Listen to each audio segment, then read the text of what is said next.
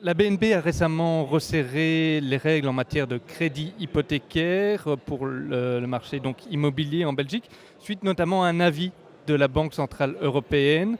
Comment est-ce que vous analysez la situation actuelle sur le marché immobilier en Belgique? Ce qu'on observe, c'est qu'en fait, le nombre de crédits qui sont octroyés avec des quotités, donc un ratio entre le prix de la maison et le montant qui est prêté de plus de 90% avait tendance à augmenter. Alors, ce n'est pas un drame en soi, mais c'est préoccupant si ça continue à se développer dans ce sens. Ce qu'on veut éviter, pour faire simple, c'est des subprimes, comme on a connu aux États-Unis. Et donc, ce qu'on a introduit, c'est des règles, mais qui ont une certaine souplesse sur base d'une logique de comply or explain. Donc, les banques doivent limiter le nombre de prêts qu'elles font sur des quotités au-delà de 90%, ou alors elles doivent nous expliquer les raisons pour lesquelles elles le font. Par exemple, si quelqu'un a d'autres moyens financiers à côté qui décide d'emprunter plus de 100% parce qu'il y a des travaux de rénovation qui doivent être réalisés, mais que c'est finalement couvert par d'autres actifs au sein de la même banque, la banque peut nous expliquer qu'il n'y a pas de risque associé à ce crédit. Et dans ce cas-là, ça ne pose effectivement pas de problème. Donc on a voulu éviter de revenir avec des règles trop strictes qui auraient été à un moment donné, par définition, un peu rigides, et plutôt d'aller vers une logique, de dire aux banques, écoutez, on a l'impression que c'est trop, ça augmente, faites attention, et expliquez-nous si vous prêtez plus qu'un certain pourcentage, au-delà de 90%, pourquoi vous le faites et vers quelle catégorie de clients. Autre problématique, c'est les taux négatifs. Certaines banques, notamment en Belgique, ont commencé à répercuter les taux négatifs sur les dépôts de leurs gros clients. Est-ce que vous pensez que c'est une situation qui va perdurer dans le temps? Et aussi, surtout, est-ce que ça va s'amplifier? Est-ce que d'autres banques pourraient suivre? Est-ce que des plus petits clients pourraient être concernés? Alors, les banques sont d'une certaine manière sous pression du fait de l'écart entre les 11 points de passe sur les dépôts réglementés en Belgique et le fait que quand elles redéposent cet argent à la Banque centrale, elles payent 50 points de base, donc elles ont ce qu'on appelle un carry négatif, une marge négative.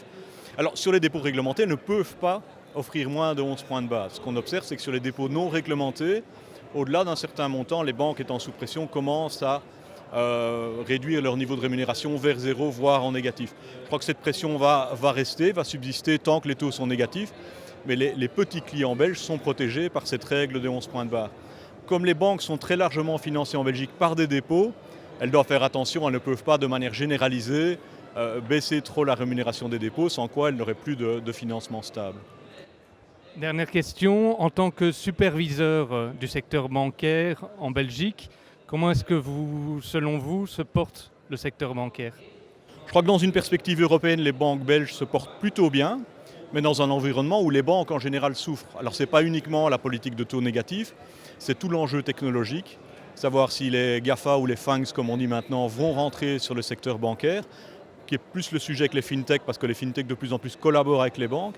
Et donc de plus en plus, on constate que le secteur bancaire est un secteur assez proche d'un secteur en difficulté qui mène restructuration sur restructuration.